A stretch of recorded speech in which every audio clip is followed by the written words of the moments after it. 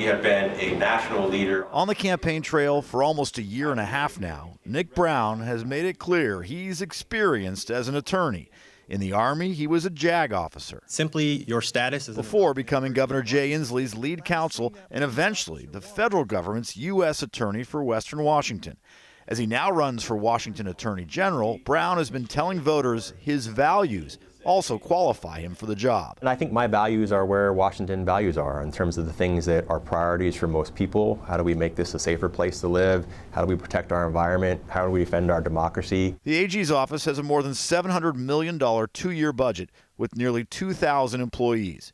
If elected, Brown says working to solve the state's housing crisis would be a priority.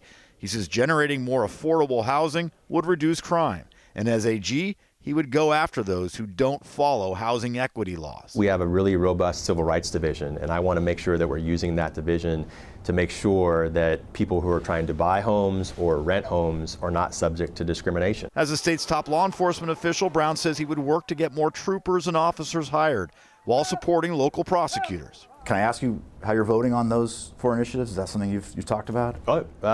I'm sure I have talked about it. I'm voting no. I think they're all bad ideas for Washington. But if those initiatives pass, state laws would be wiped out, including the Climate Commitment Act and the capital gains tax.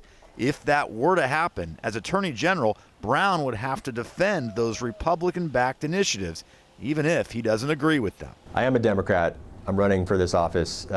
It is a partisan position in terms of our structure, but I know what my job is, and my job is to defend Washingtonians and the laws that we have. And if the people decide to pass those initiatives and they become the law or those laws are revoked, it's my job to defend those laws, and I will take that job very, very seriously. Drew Mickelson, King 5 News.